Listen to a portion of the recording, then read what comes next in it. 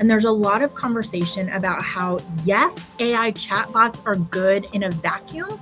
If there's an absence of other resources, that is a great element. But it does not take the place in tutoring or in mentorship of those resources. So people like to be with people. AI is good when there's a vacuum, when there's nothing else. But in general, people like to engage with other people. There are caveats to that. I'm not saying every time, but I'm just saying that's important.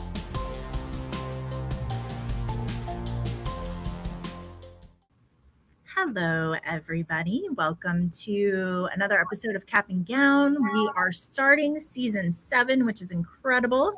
I'm Rachel Phillips-Buck, Senior VP for Student Success at Ferris Resources, joined today by Matt Boisvert. Hey, Matt. Hi, Rachel. It is pretty incredible. I know. When I think about how this started. Pretty crazy. Well, you and I are both feeling a little bit of anxiety because we haven't done this since May. No, I'm so rusty. Yeah, it's for like sure. Riding the bike, and we're just going to get on with it, and it's going to go great. Thank you guys for joining us. It is always such a privilege to be able to spend time with you. And I want to talk about everything that's happened between May and now. So far, I was just talking to Bailey about this. It's like everybody where I'm like, how was your summer? It's like, did we have a summer? Do you feel that way, Matt? Oh, I totally feel that way. Like, how is it the end of August? The end of August. It is the end of August, which is so crazy. And we know for you guys that means you are in what I consider to be the best part of the rhythm of the academic year, because you have a lot of shiny new freshmen who are showing up on your campus. Energy is back to campus, who have great expectations about their year, and they're optimistic, and they are just trying to make their way. And we love that part. But also you get to see all of your friends who are students who you didn't get to see for the summer. They're all back on campus, getting settled in. So just a really fun part of the semester. The parents have left, so that, right. Like, let them go. Now this is our actual community that we're going to spend time with. And actually, all of the things that have gone on over the summer, this episode is all about our summer State of the Union. So I have gone back to what we talked about in May. I've read literally hundreds of articles that came out between May, June, July, and now the end of August. And we've compiled a list of things that I think are going to be really relevant and exciting for us to talk about. But in terms of important things that happened this summer, first of all, Matt, you and I both have high schoolers. So that is new. That is new. And I was thinking, and my son graduated from college. So that happened first, right? Now, that's crazy, because then he started his full-time job. Yeah. And now we have high schoolers. Yeah, it's pretty fun. Also, I know that everyone is waiting with bated breath to hear about your Colorado fishing trip, which is, one of the staples of our first episode of any season. So do you want to give a summary on that? It was just a brutal fishing summer. The river, in some parts, my stream was down 4 feet. The fish are just hanging on. It's so hot. There just wasn't enough snowfall in the mountains, and then it's just hot. And so, so it made it not really fun to fish, because, in fact, on our river, they put in a voluntary closures request that you not fish between noon and midnight. Wow. And so that, which led to just more time with the fam. Yeah, good. All right. Well, did you catch any big fish, or that sort of put a restriction on your fishing allowance? Well, I'll put it this way. In total, I think I caught 22 fish total. Which is not very many. It sounds like very many to me. But I can catch 22 in one day on this stream. Yeah. So that was kind of shocking.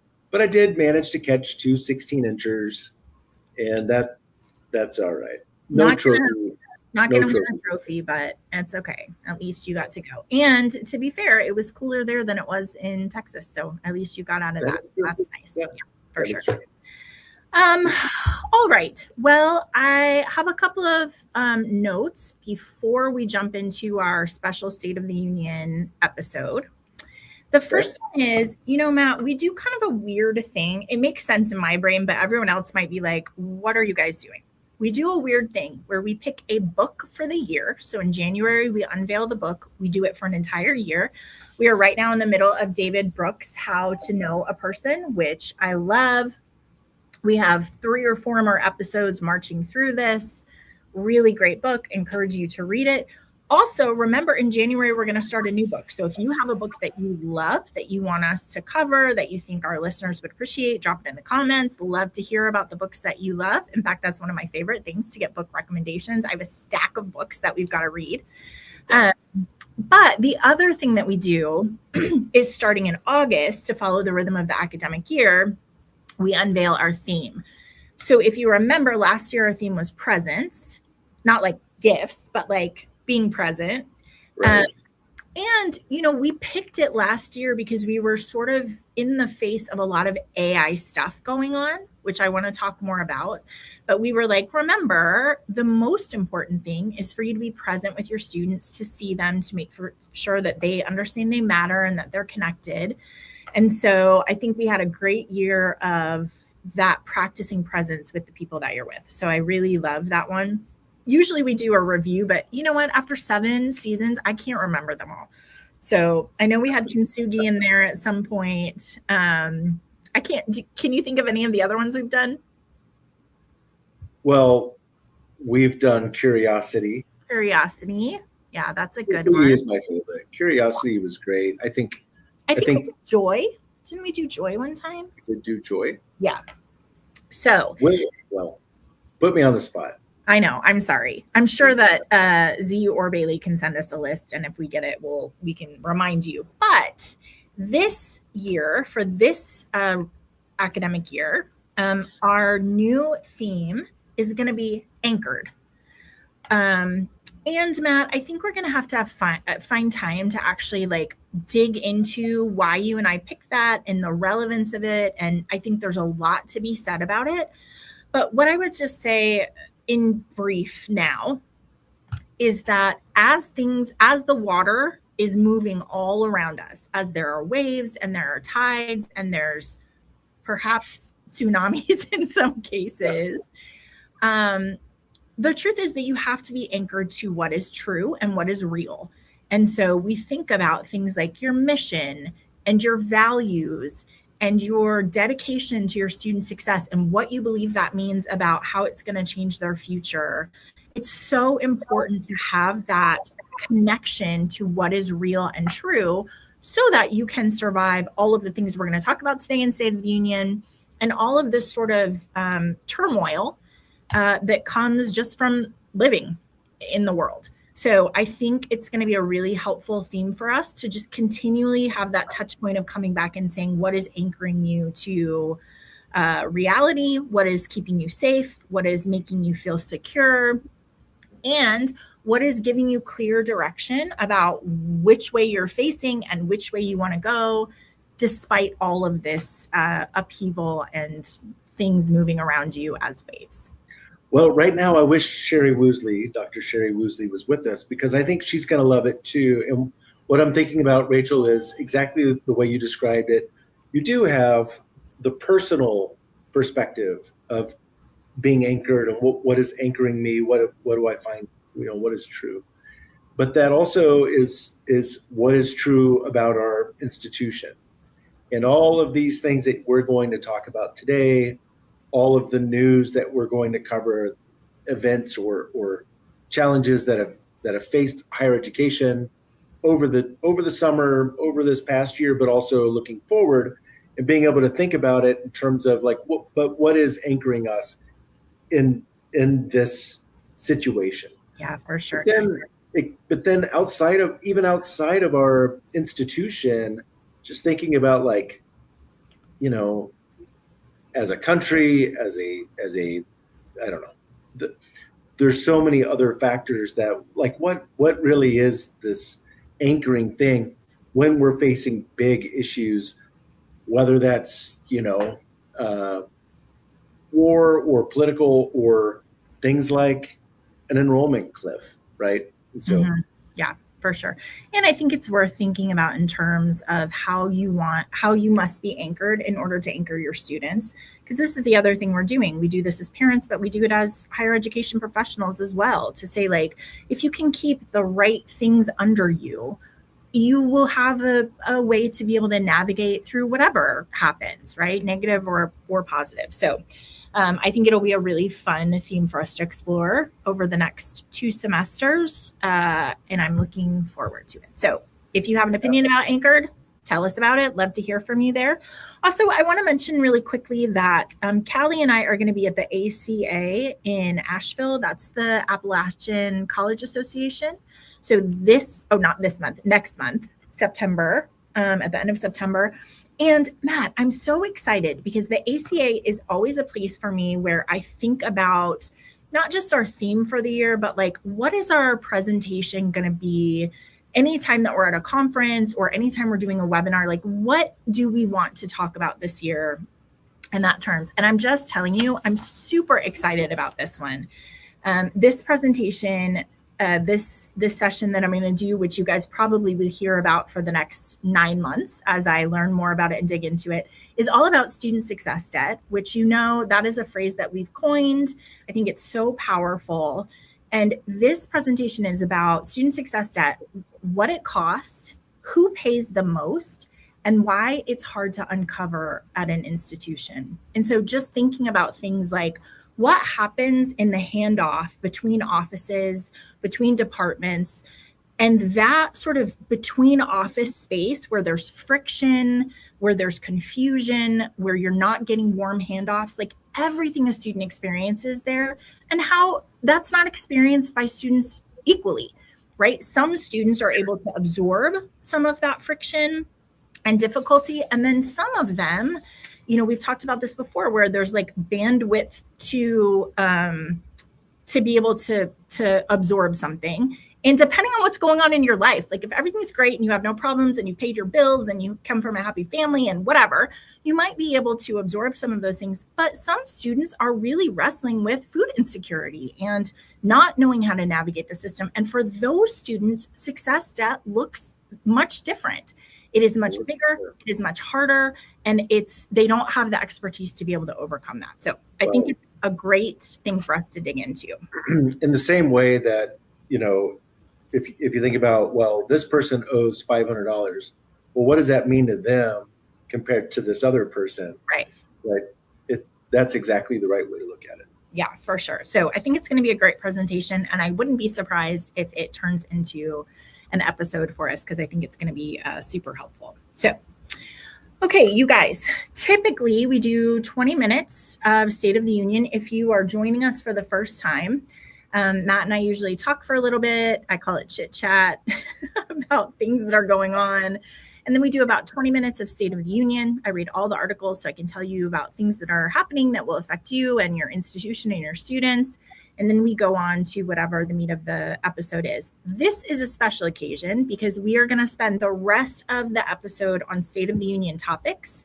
I want us to talk through things like accreditation, which is a really big deal, student loans and financial aid. We've got some enrollment issues. Of course, we're going to talk about AI, but all of the things that are shaping the way you and your students are experiencing this semester in the beginning of a new school year. So very excited to dive into the State of the Union.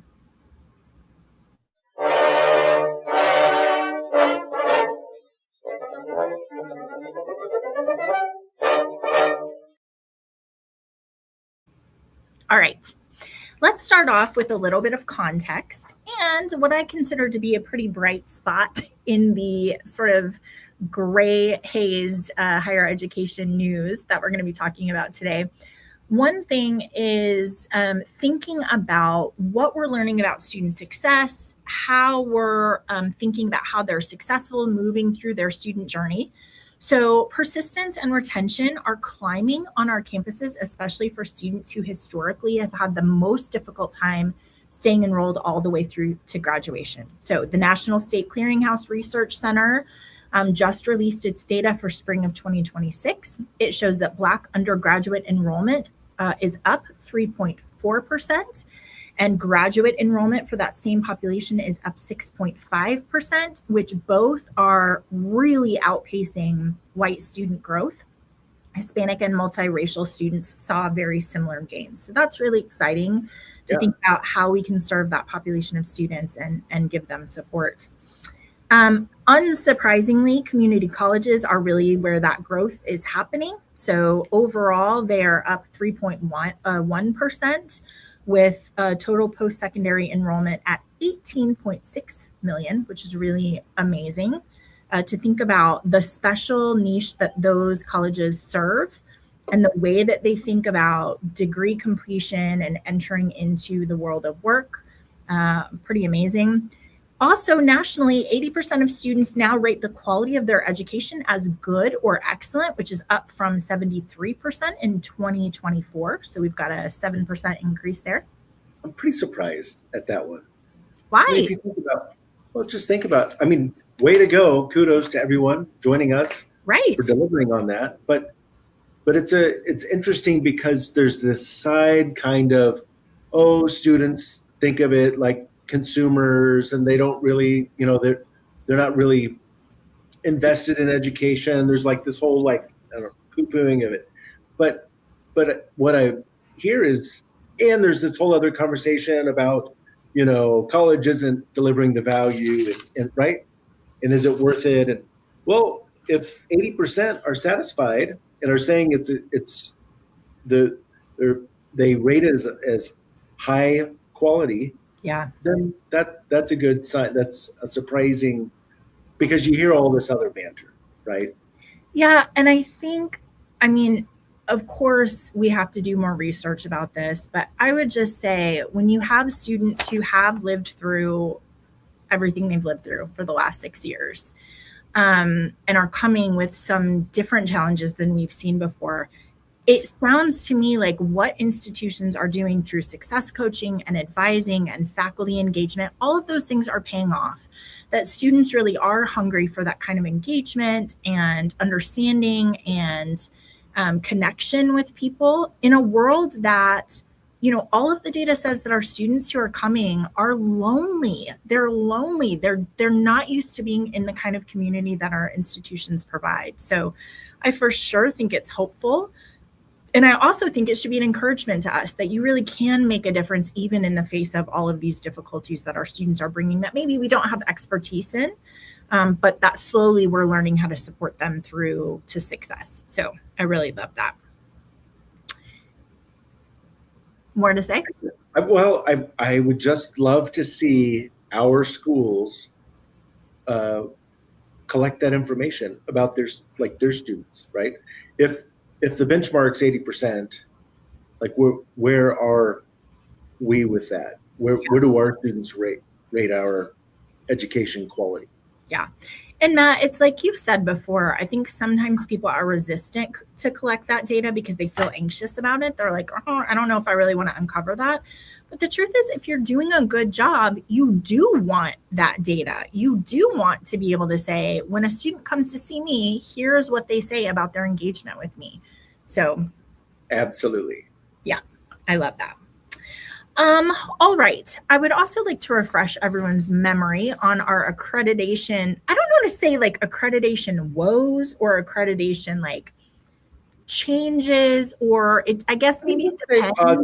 Look, I was in the room when at CCCU it was announced the changes that were going to be made, and the weight just lifted in that room. There were a lot of people who have worked very hard on accreditation for their institution. And for some of them, it's kind of like, it's like, man, they just made it easier for everyone else while I just, went through this grind. Yeah. But really overall, I think I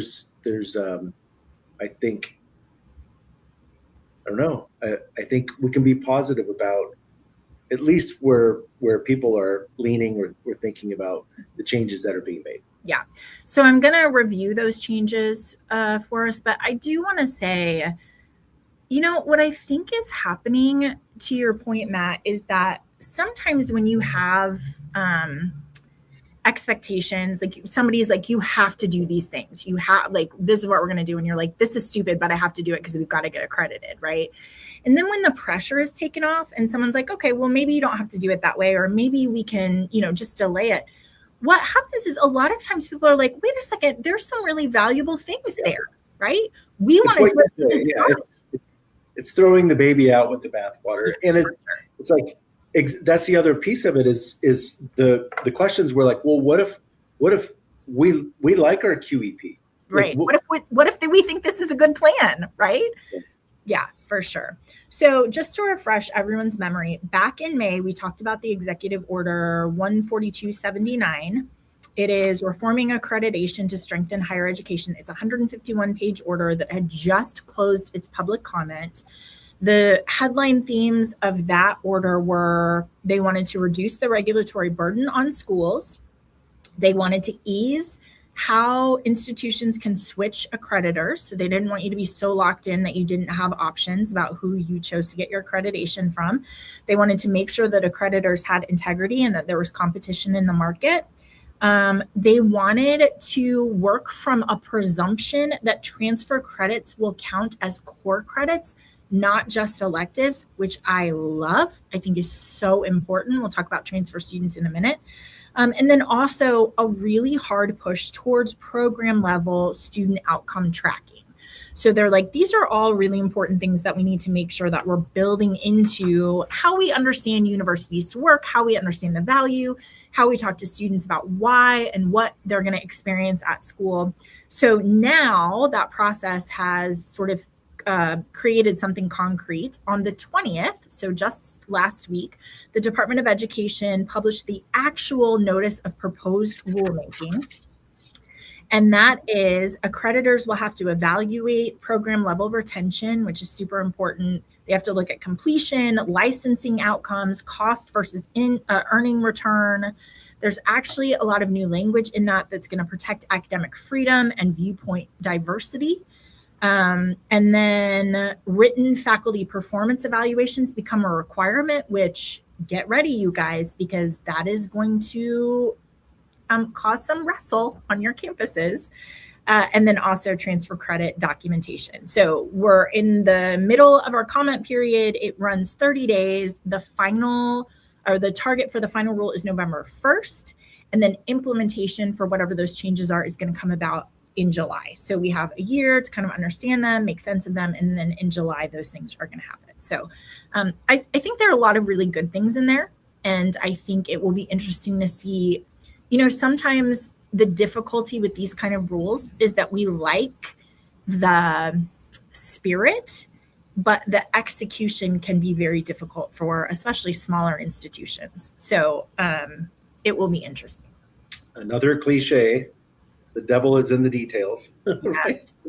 As they get into that. But I think, it's interesting because when we talk about like, hey, is your institution measuring how students feel about your educational quality? And then there's this line about faculty performance evaluations becoming a requirement. Yeah. But shouldn't universities want great faculty? Right. Yeah, well, listen, don't get me started on all the reasons why we don't do faculty performance evaluations. There's like some very historic and systemic reasons why institutions don't do that. I think the way you get them to move in the right direction is you just say you have to. It's just an expectation of everyone, right? I still have mine when I taught. That'll shock you. But my first evaluations were as far as what I was hoping for, awful. Oh no! Oh, I can show them to you, but it's like, it's like I need to do a better job of connecting why this assignment, this very difficult assignment, will make a difference in your career. Yeah, right. For sure. And I learned a lot from that. And I don't know how you improve if people aren't giving you feedback. Right. Are you really? I don't know. There are some people who maybe can do that, but having feedback improves quality. Yeah. And I would say, I mean, some of these other things, Matt, you and I were just talking today in an unrelated subject about how when Ferris started in whatever year we started, a very long time ago. 2008, but 2010, we jumped out of the airplane and said, let's do this full time. And we would go to schools and we would talk about outcome measurements like persistence and retention and student success. And they'd be like, I don't know why you're talking about that, right? And so in the beginning, there was this whole like hard work we were doing to say like retention's important. It's about financial health. It's about delivering on the promise that you make students when they come. It's a very important thing. And we still have schools that are like, I don't really, we get them and they leave, and then we fill in the pipeline with some more students and then they leave. And so I like the idea that we must all become fluent in what our retention is, what kind of measurements are we looking at to make sure we're doing a good job. It is a good practice to measure what you do and understand the impact that you're having on your students. So I like that part of it. And related, just because, why not? But what's interesting for our best schools is that they're not just interested in measuring retention. They're now getting into the what leads to. So we need to measure registrations. Before registrations happen, how many holds are out there? What's the size of the balance, right? Like, so that upstream thinking we're starting to see, and definitely with our clients, we see that. But and so if you're at an institution that doesn't want to measure a thing like how well your faculty do, then that tells me you're not really invested in the student experience or outcomes, right? Well, maybe that's too heavy-handed, but I do think it's very interesting. There is a perspective that has lived on campuses for a long time, which is retention happens. Like, we don't know. We have freshmen come in, and then in the fall, we have the big meeting where either we've done a good job of retention or not. And nobody knows. Like, how could you ever have your finger on the pulse of what's happening? Okay, well, everything you just mentioned is an indicator of what that number is going to look like. Matt, on the retention intelligence side of the house, we say you have to look at persistence from fall to spring, because if you are not looking at that, then you are going to be shocked when you get your retention. Because if you've lost 20% of your freshmen from fall to spring, guess what? Your retention is going to be very, very low, right? So there's all of these little indicators like registration, like your persistence numbers that give you an inkling. And when you are measuring it, what it does for your campus community to say, well, I can't impact retention. No, but you can impact registration, and you can impact how students engage with faculty, and you can impact persistence, right? Those are things that you can do something about. And you can stop putting that terrible adjunct faculty in the class that has 300 freshmen. Yeah, for sure. So I like the idea that, like you said, upstream thinking, backing up from, yes, we want to measure retention. It's super important. But there are all of these places that we can do things that then give us indicators and also action plans. If you're not getting people registered, guess what? We got to figure out what to do about that, because they're not going to retain if you aren't doing a good job of getting them registered, or clearing their parking tickets, or making sure they have enough money for their books or whatever. So I like this emphasis. Again, you're right. The details are going to make a difference, but I think it's nice to take, Matt, we always say there are a lot of people in higher education who don't think of that as a business. It is a different thing. But there's something nice about moving any institution towards measurable outcomes, because then you can make a greater impact on students. That's the point of it, right? Yeah, not just competition about retention numbers, but it means you care for your students well. Yeah, and let's just start off with this theme where we have this administration's Department of Education pushing this out, right? Mm-hmm. And that on its own will lead to a lot of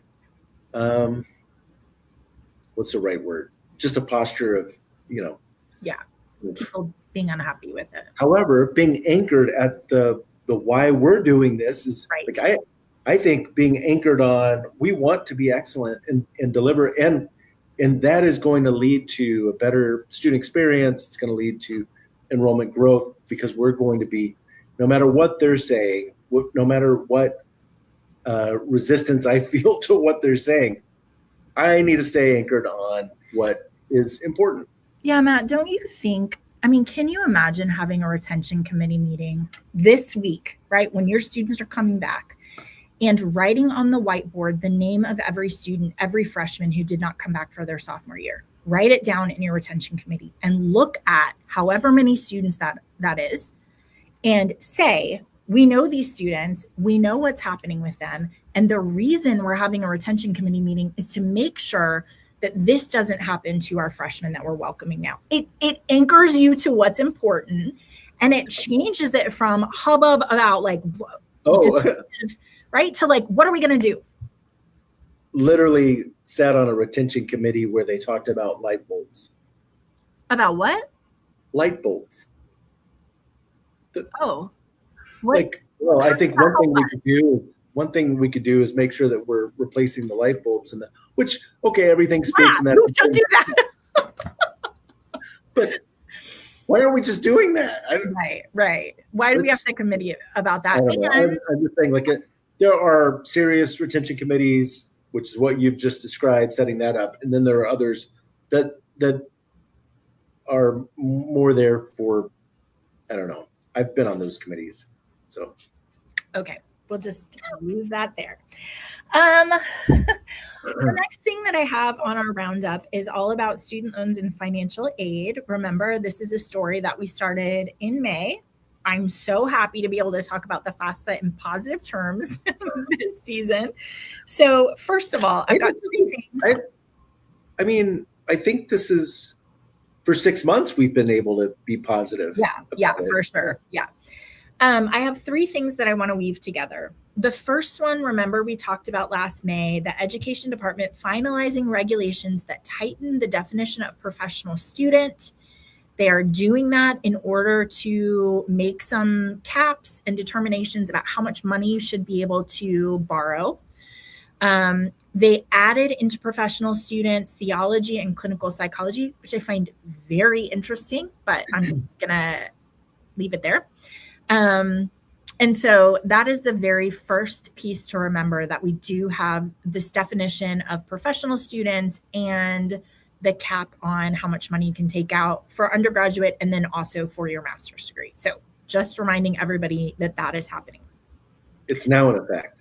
It is now in effect. Yes, that's right. It's been passed and that's now in effect.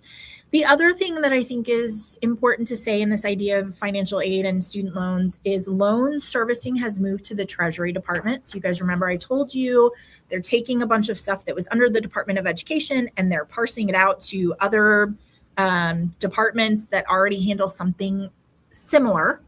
In this case, they are giving loan servicing to the Treasury. The Treasury is taking over collections of the $1.7 trillion in federal aid loans. So there's a whole portfolio. They're now in charge of that. There are 10 million borrowers already in default.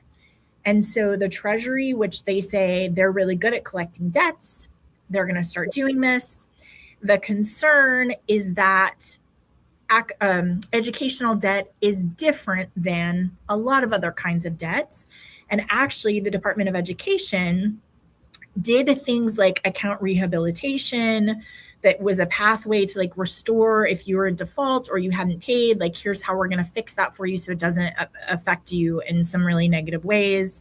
We don't know if the Treasury Department is going to keep on with that or if they're going to have sort of a different posture towards collections because they're used to doing it in different formats. So I think it's interesting just to watch what's going to happen there. Okay. And then lastly, FAFSA. So we talked about their newly automated identification verification. What's really nice is that they have started screening applicants in real time. First of all, to catch fraud, which hallelujah, because I don't know if you remember, but California's community college system reported 31% of their applicants for the 24-25 year were fraudulent.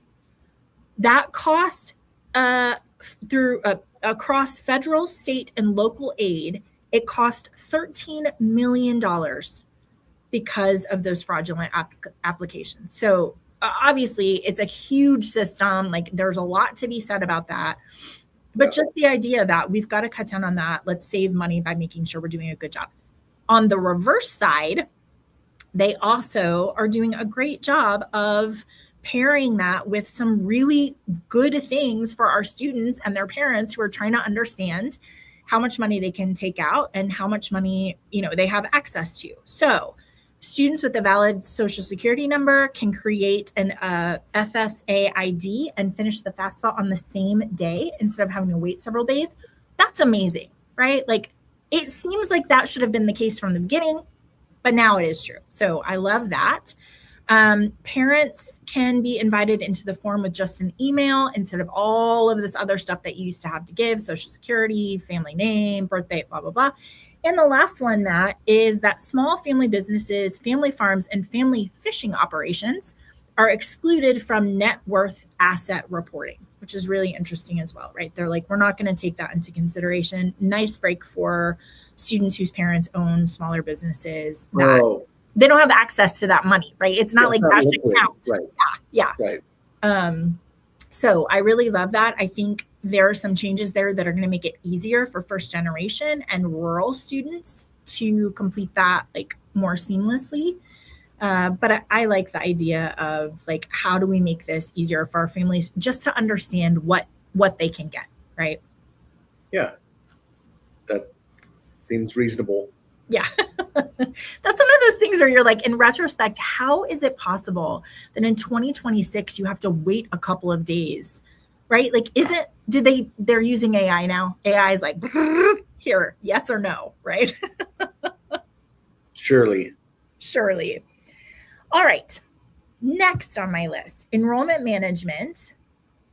Matt, I really don't want to talk about this, and I'm just gonna let's just go back to the Atlantic's article in May, which I would like to remind you was called "The Looming College Enrollment Death Spiral," which, geez, y'all, can we not be quite so negative?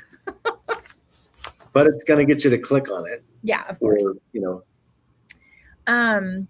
But what they said in this article, and what I would like for us to think about, for our listeners to think about, to keep their eyes open, is basically that we have now in this country two different paths for students. One is this very national market where you have very big schools that are high in prestige, where high achieving, often affluent students are competing for seats that those institutions have, right? So they have a huge pipeline of students who want to go there. Everybody's applying. They can pick out the people that they want. And that's one market. The other market is this sort of local market where you have middle and lower class income students who want to stay close at home. They don't have sort of the luxury of being like, what is the best school for this thing? It's like, I need to stay close. I'm going to stay at home with my family. I want to save costs that way. I don't want to travel across the country and have to fly back every time. And that those institutions really have a remarkable opportunity to serve better the local students that are near them who would be interested in that kind of service. And you and I have talked about this from the beginning. It's like everybody wants the name the prestigious school. Everybody wants those students. But if that's not who you're recruiting, if that's not who's coming, then you have a different responsibility to serve the students that you actually have. Absolutely. So I really love that. I also would like to say that I think it's in this one, there's something about, so I love this. There are some schools that are really, I don't love this part. There are some schools that are really in trouble financially. And there was a great article in the Hechinger report, which was called "Are Faith-Based Colleges in Trouble?" The consensus of that article is really that it depends. That institutions that have a clear identity and have strong aid packages are still getting the students that they need. Those that don't have a distinct value proposition are the ones that are showing up in the Department of Education's not financially responsible watch list, which I would encourage you. We're going to drop you. Sorry, you may have noticed that we're not doing slides around our articles. We're going to drop all of those in the liner notes so you can just go and pick up the links. I want to make sure to put this one in. They have just published a watch list of basically fiscal responsibility for all of the colleges and universities in the United States. And so the ones that are not doing a good job of articulating value are the ones that are having a lot of difficulty. Anything to add to that? That's going to be an interesting list. Yeah. Matt, will you talk a little bit about, you were just telling me about a college where they have now said faculty have to be on campus. Yeah, this was just came out Inside Higher Ed and has an article at Texas A&M Victoria campus. And the story, the foundation of it is that faculty are resigning from Texas A&M Victoria because the school has started to enforce a faculty need to be on campus 5 days a week rule. And so obviously that's creating some pushback on that campus. And I don't know, I should have dug into the extent of that as far as the number. Well, I bring it up now because as we're talking about being anchored to your identity, I think it is so interesting to dig into the values of faculty who are like, I want to teach, but I don't want to be with students. And I know not all, clearly not all faculty are like that. And most of our faculty on our campuses love students, they're teaching institutions, they love that. I bring it up now just to say, it is about where you're anchored. And thinking about serving a population of students where you're like, oh, I don't have to be with them anyway. Like, I don't need to have those collisions. I don't need to do that kind of mentoring. I want to live off campus. I want to show up on Zoom. I want to provide my lecture. And that's the extent of what I do. Matt, you and I talk all the time about how you define the job determines how you do it. If your job is providing a lecture, then you can do that from anywhere in the world and you can do it on Zoom and you've done what you need to do. If your job is about helping and investing students on campus to grow and learn and mentor them, it is much harder to do that if you don't have a presence in the real world, right? So how you define that makes a difference. It changes the decisions that you make. And these articles are saying, if you have a clear picture of what you're trying to do, your values, your mission, your commitment to student support, that will change your policies and your procedures and the way that you show up for your students. Yeah. Well, in this case, it's interesting because this is the only Texas A&M system campus that has interpreted a state law to this extreme of actually it's not just 5 days a week, but it's 8 hours a day, 5 days a week. It's a 40-hour. If you're going to work here, you need to be on the campus 40 hours a week. Which also is dumb. Yeah. Well, define that. I feel like there's somewhere. I go to the football game, does that count? Do I go to the right? But the other side, and again, it's like, the other side of it is, I think it was the chancellor who said that their enrollment is up 23%, and they're trying to welcome their students. Yeah. Which I think is your other point. Well, okay, please don't make me go on a whole rant about the value of higher education. And is it lectures, which you can get from the best faculty at any school online, or is it mentorship and connection and relationships? And so, it is just lectures, lecture from the mountains of Utah. If it is connection, you have to be around. Right. But that's what I'm saying about as long as you give me credit when I am with the students at the basketball game and I'm eating in the, food court or. Okay. I have to be careful. I don't usually share my full opinions, but this is one of those things where I'm just like, faculty are important. It is a high impact practice to have faculty connected to students in meaningful ways. You should pursue that, right? All right, let's go on to our favorite topic, AI. Matt, I just like to remind our listeners and you that 3 years ago, we did an episode on AI where we were like, it's called Chat GPT. I'm sorry, the stupid name, but that's what it's called. Here's how it's being used. Here's how your students are using. And now AI is ubiquitous. If you are alive, you know about AI, you have expectations about AI. You and I were laughing, like in the beginning, it was like, hey, Claude, can you please tell me blah, blah, blah. And now it's like, Claude, you stupid. Why are you like higher expectations, right? Your response, Claude. Yeah. Well, it was probably 3.5. Well, longer than that. 4 years when I said to my kids, like, whoa, hey, just know, your teachers are figuring it out.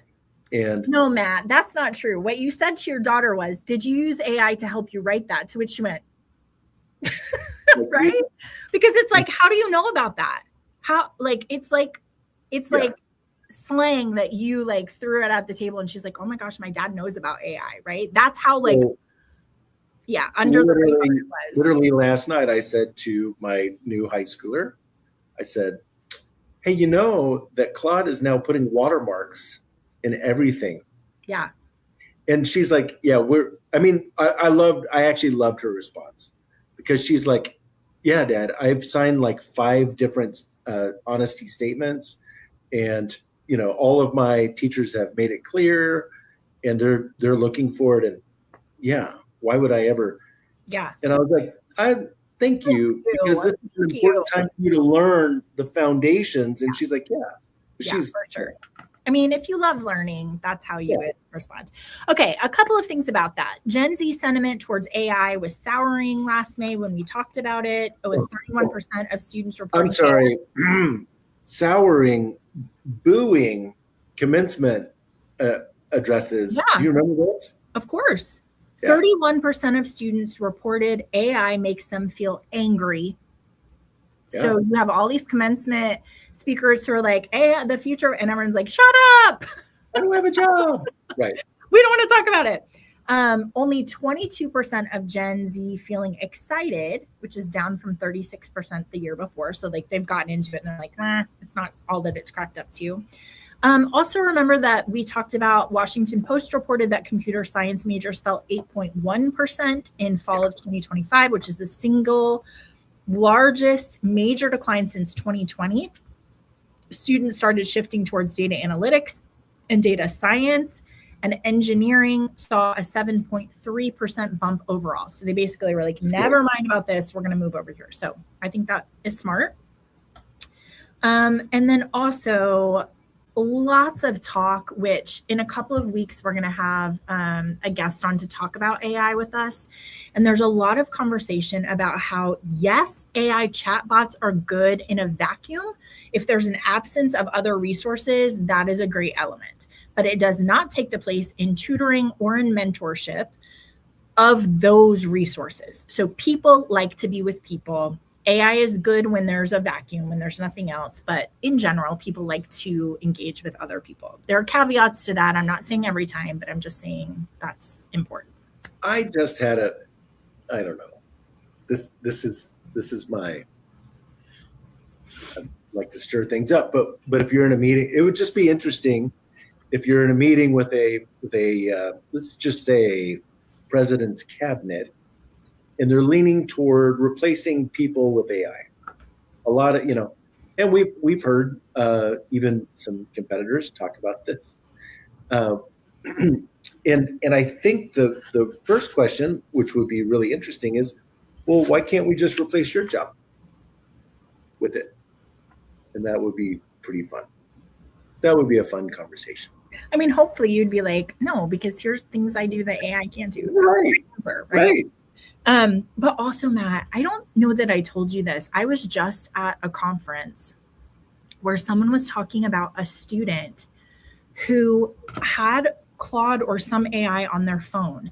And for every social interaction they had, whether it was in class or in the cafeteria or whatever, they would record what their talking partner had said, like, hey, so I was just in class, blah, blah, blah. They would record it, and then they would say to Claude, give me a response. And then they would read from Claude, oh, that's interesting. That professor also, blah, blah, blah. Like, they would read it. And students were like, hey, I'm not comfortable with this person recording everything I'm saying. And that person was like, I can't operate in social situations without Claude telling me what to say, which there are interesting elements there that I would really like to dive into and tease apart. The difference between coaching and tutoring, like a counselor would do, like our listeners would do, like I've done with students before, which is like, let's practice. When you go talk to this faculty member, here's what you're going to say and how you're going to say it, versus this AI has become me, right?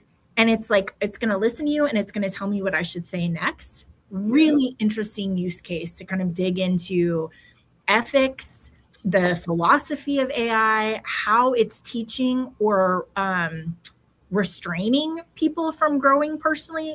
I think there's a lot to be said there around that piece. I would love to have a deeper conversation about that. I would love that. All right. I'm going to skip our number 6, which is just dual enrollment and transfer pathways. I feel like for everyone who listens, do you want to, okay, unless you don't want to skip it. No, that's fine. I think you're right. We talk about it often. Be intentional, dual enrollment, as we talk about the enrollment death spiral or whatever they called it. But really, if your institution is not developing connections for dual enrollment, with working with your local school districts or schools that are affiliated with your institution, wherever they are, it really there's a whole lot to say about it, but it's the right thing to do. It's a smart bridge, and it's preparing students and giving them the confidence that they can be successful in college. So it's a no-brainer. I do want to say, because you and I have said this for a very long time, this came out of our attention intelligence and all of the work that we've done with institutions over the years, that there is this perspective that dual enrollment has become,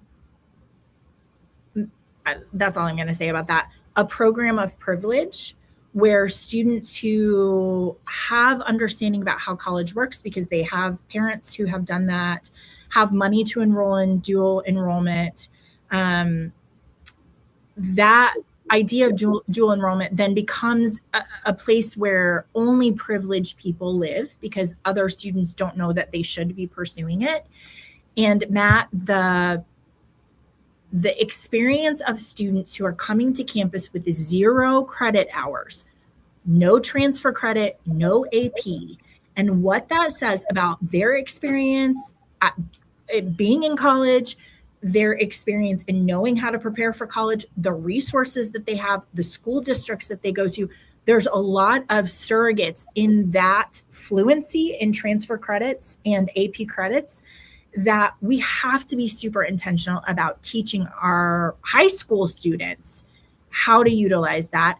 And if high schools are not doing that, colleges have got to identify those students and give them those skills to be able to come into a long semester and be successful.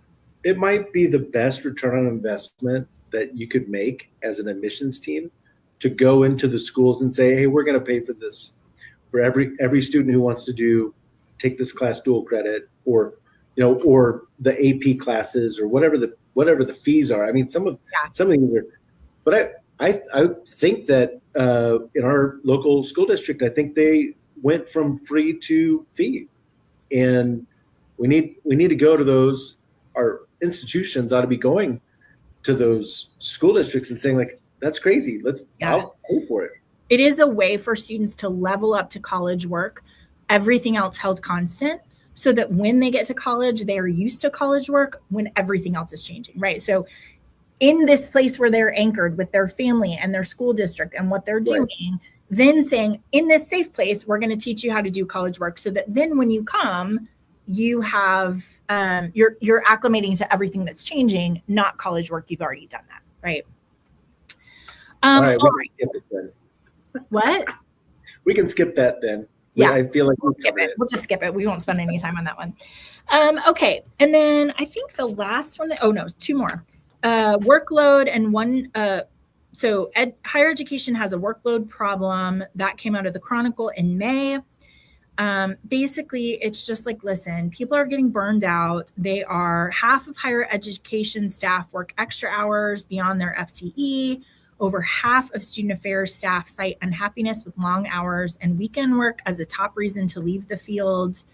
Higher education is much better at adding programs rather than subtracting to them. And bold and underlined, workflow automation only helps if you've actually mapped the process, not just handed someone a tool. Let me just say that again. Workflow automation only works if you've mapped the process, not just said, here's a tool. And Matt, it makes me think of when we first did Spark, which is our data analytics. We give you an analyst. They'd run all of the analytics on your campus and give you retention. And it's incredible. When we first started that, we gave our schools this tool so that they could go in and do it themselves, right? We're like, here's the tool, go in, run all the data you want. And we had schools that are like, okay, first of all, I have a whole job. That's not it, right? Second of all, I don't know what I should be looking at. So thank you for giving me this super powerful tool, but I don't understand what I'm looking at, how to get there, what questions I should be asking. I think that is very similar to what we're seeing with things like AI, where it's like, here, use it. And it's like, okay, well, can somebody give me some fluency in this so that I'm not just getting a tool, but actually it's going to be pragmatically useful for me. I think it goes back to John Gardner, right? A program is not a plan. 100%. And in this case, it's like a literal program, and an AI program is not a plan. How do you plan to become fluent? Yeah. In whatever. Yeah. Which, shout out to Anthropic. They have a whole new curriculum, which we're going to talk in a couple of weeks about how to become AI fluent. And their definition of that and the way that they've laid it out, I just think is going to be so helpful as you're thinking about how to apply AI. One more thing about this, and that is that Secretary McMahon issued an open letter in August asking universities to publish statements of principles on admissions, free speech, faculty hiring, tuition, AI, and foreign influence. So remember, this, like, they pitched it back in May and they're like, we're going to cut your funding and you're going to get bonuses if you do a good job and blah, blah, blah. They've cut out all the carrot and stick stuff. And now they're just like, hey, we want for you to tell us about these things, which, again, to our point in the beginning, measuring things is super important because it gives you a goal and helps you understand the places where you need to invest. Also, I think it lands right at, your anchoring, right? Define it. Yeah. And that ought to lead to really great conversations on your campus. Yes, for sure. Okay. The last thing I have for you is a couple of student success practices that I really, really love. One of them comes out of Ferrum College STAR program, which is students taking academic responsibility. They are automatically enrolling struggling students into weekly coaching, tutoring. They're looking at their attendance and a 1-credit seminar. And basically what came out of that program is the president saying, like, we have expertise in what you need to learn in order to be successful. We're not going to ask you if you want to do it. We're going to do it because we have that understanding of what's going to help you. And Matt, you and I, this just made me think about the difference between, and I know that this sounds like simplistic, but I want for us to, like, I need to absorb this. The difference between saying, if you need me, come and see me, which is one thing, which I think about me as a student. If someone had said, if you need help, come and see me, I would have literally never come to see them. No way. No way. So the difference between if you need help, come and see me, and come and see me, once they're there, do you need help, right? It's why connection is the second thing in our student success funnel, because that's on you and just let me know if you need something versus, hi, I see you. You're in my office. What can I help you with? Totally different perspective. And I just love that change in, I guess, posture towards students. So I think that that's really amazing. Great job, Ferrum. Yeah, super awesome. Okay, and I think the last one that I'm going to highlight here is this idea of reducing non-tuition costs, not just tuition. Listen, what is happening with prices these days is out of control. And it is worth at your institution looking at your pricing structure, looking at the fees that you're adding on, going to your vendors around providing food and some of those other things, the cost of books, like all of that stuff, just going and saying like, hey, is there anything that we can do? Chopin State negotiated a 12% meal plan reduction and froze all mandatory fees because they're like, it's too much right now for our students and families to absorb. So I think it's worth saying, every 5 years, you should go to all of your people and be like, hey, if I sign a longer contract, can you make a deal for me? Can we reduce this cost in some way so that we're taking care of our students who are living in some hardship oftentimes? So yeah. I really love that. Anything else you want to add before I do our summary? Okay. I love this idea. In a couple of weeks, Dr. Ayanna Harris, who is the Senior Student Support Ombudsman, which I love. What a great job at the St. John's River State College system. She is going to come and talk about how she has worked in the community to get resources for students who really need it. And I listened to her at a conference I was just at, and I was like, oh my gosh, this woman is incredible. So I cannot wait for you guys to meet her. And her spirit of how you advocate for your students with vendors in the community, with churches, with nonprofits, I think is going to be really, really helpful for us to dig into. So I'm super just a great upstream thinker. Right? Yeah, absolutely. 100%. So, okay. So everything that we have just talked about is all of the changes that are happening in higher ed that are external environmental factors that we don't have a lot of control of. We've got to know about, but we can't necessarily mitigate. What we can do is understand what's happening, be anchored to our mission and our values and our support of student success, think about those bigger issues, and then talk about how do we engage with our student given what's happening in the environment these days. I think it's so important, and it's kind of a hard start to a season, but I think it's the right start. Because once you know all of those things, then you can translate that into how do we execute our mission and values? How do we help our students to be successful in the mix of everything that's happening externally? All right. It's going to be a great year. Yeah, for sure. You guys, welcome to the fall semester. I know that this is a very taxing time as well as a very exciting time. So thank you for spending time with us and for trusting us to give you some of the State of the Union things that you want to keep track of so that you can help inform your institution and your students. I am super excited about this semester and all of the episodes that we have for you. We're going to have some really great thinkers come in to help us just think through all of these changes and what's happening. But always valuable to be able to be with you, and have a great day.